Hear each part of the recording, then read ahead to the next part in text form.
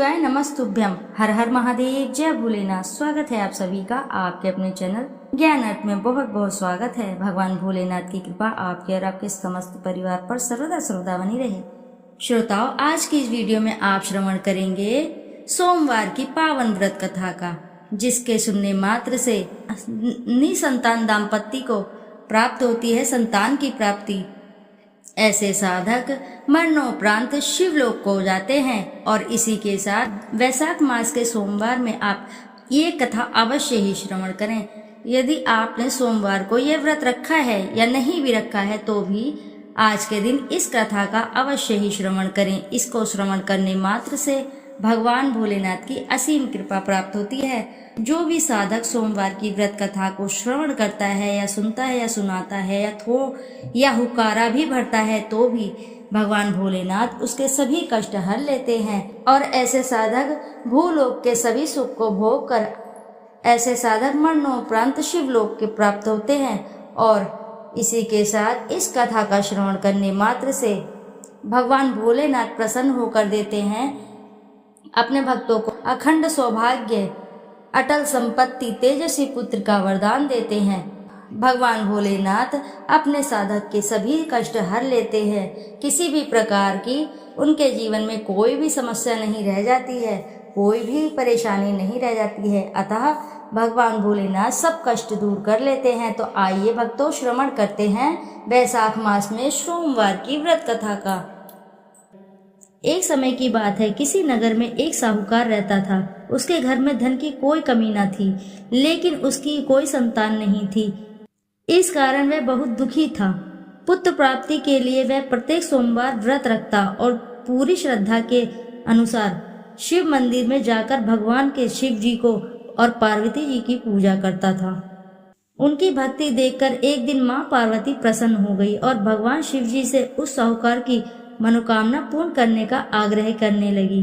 पार्वती जी की इच्छा सुनकर भगवान शिव ने कहा कि हे पार्वती, इस संसार में हर प्राणी को उसके कर्मों का फल मिलता है और जिसके भाग्य से जो होता है उसे भोगना ही पड़ता है। लेकिन पार्वती जी ने साहूकार की भक्ति को मान रखने के लिए उसकी मनोकामना पूर्ण करने की इच्छा जताई। माता पार्वती के आग्रह पर शिव जी ने साहूकार को पुत्र प्राप्ति का वरदान दे दिया, लेकिन साथ ही यह भी कहा कि उसके बालक की आयु केवल 12 वर्ष की ही होगी। माता पार्वती और भगवान शिव जी की बातचीत को साहूकार सुन रहा था। उसे ना तो इस बात की खुशी थी और ना ही दुख हुआ। वह पहले की भांति शिव जी की पूजा करता रहा। कुछ समय के बाद साहूकार के घर एक पुत्र का जन्म हुआ। जब वह बालक 11 वर्ष का हुआ तो उसे पढ़ने के लिए काशी भेज दिया गया। साहूकार ने पुत्र के मामा को बुलाकर उसे सारा धन दिया और कहा कि इस बालक को तुम काशी विद्या के लिए लेके चले जाओ और मार्ग में यज्ञ कराना। जहाँ भी यज्ञ कराओ वहाँ पर ब्राह्मणों को भोजन कराते हुए और दक्षिणा देते हुए जाना। दोनों मामा भांजे इसी तरह यज्ञ कराते हुए ब्राह्मणों को दान दक्षिणा देते हुए काशी की ओर चल पड़े। रात में एक नगर पड़ा, जहाँ के नगर के राजा की कन्या का विवाह था। लेकिन जिस राजकुमार से उसका विवाह होने वाला था वह एक आंख का काना था। राजकुमार के पिता ने पुत्र को काना होने की बात छुपाने के लिए एक चाल सोची। साहूकार के पुत्र को देखकर उसके मन में एक विचार आया। उसने सोचा, क्यों न इस लड़के को दूल्हा बनाकर राजकुमारी से विवाह करा दूं। विवाह के बाद इसको धन देकर विदा कर दूंगा और राजकुमारी को अपने घर ले जाऊंगा। लड़के को दूल्हे के वस्त्र पहनाकर राजकुमारी से विवाह करा दिया गया। लेकिन साहूकार का पुत्र ईमानदार था, उसे यह बात न्याय संगत नहीं लगी। उसने अवसर पाकर राजकुमारी की चुन्नी के पल्ले पर लिख दिया कि तुम्हारा विवाह मेरे साथ हुआ है, लेकिन जिस राजकुमार के संग तुम्हें भेजा जाएगा वह एक आंख से काना है। मैं तो काशी पढ़ने जा रहा हूँ।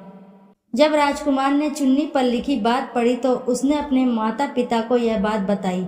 राजा ने अपनी पुत्री को विदा नहीं किया, जिससे बारात वापस लौटकर चली गई। दूसरी ओर साहूकार लड़का और उसका मामा काशी पहुंचे और वहां जाकर उन्होंने यज्ञ किया। जिस दिन लड़के की आयु 12 साल की हो गई उसी दिन यज्ञ रखा गया। लड़के ने अपने मामा से कहा कि मेरी तबीयत कुछ ठीक नहीं लग रही है। मामा ने कहा कि तुम अंदर जाकर सो जाओ। शिव जी के वरदान अनुसार कुछ ही देर में उस बालक के प्राण निकल गए। मृत भांजे को देख उसके मामा ने विलाप शुरू किया। संयोगवश उसी समय शिव जी और माता पार्वती उधर से जा रहे थे। पार्वती ने भगवान से कहा, स्वामी मुझे इसके रोने का स्वर कुछ सहन नहीं हो रहा है, आप इस व्यक्ति के कष्ट को अवश्य ही दूर करें। जब शिवजी मृत बालक के समीप गए तो वह बोले कि यह तो उसी साहूकार का पुत्र है जिसे मैंने 12 वर्ष की आयु का वरदान दिया था। अब इसकी आयु पूर्ण हो चुकी है। लेकिन मातृ भाव से विभोर माता पार्वती ने कहा कि हे महादेव, आप इस बालक को और आयु देने की कृपा करें, अन्यथा इसके वियोग में इसके माता पिता भी तड़प तड़प कर मर जाएंगे। माता पार्वती के आग्रह पर भगवान शिव ने उस लड़के को जीवित होने का वरदान दिया। शिव जी की कृपा से यह लड़का जीवित हो गया। शिक्षा समाप्त करके लड़का मामा के साथ अपने नगर की ओर चल दिया। दोनों चलते हुए उसी नगर में पहुंचे जहां उसका विवाह हुआ था। उस नगर में भी उन्होंने यज्ञ आयोजन किया। उस लड़के के ससुर ने उसे पहचान लिया और महल ले जाकर उसकी खातिरदारी की और अपनी पुत्री को विदा किया। इधर साहूकार और उसकी पत्नी भूखे प्यासे रहकर बेटे की प्रतीक्षा कर रहे थे। उन्होंने प्रण रखा था कि यदि उन्हें अपने बेटे की मृत्यु का समाचार मिला तो वह भी प्राण त्याग देंगे, परंतु अपने बेटे के जीवित होने का समाचार पाकर वे बेहद प्रसन्न हुए।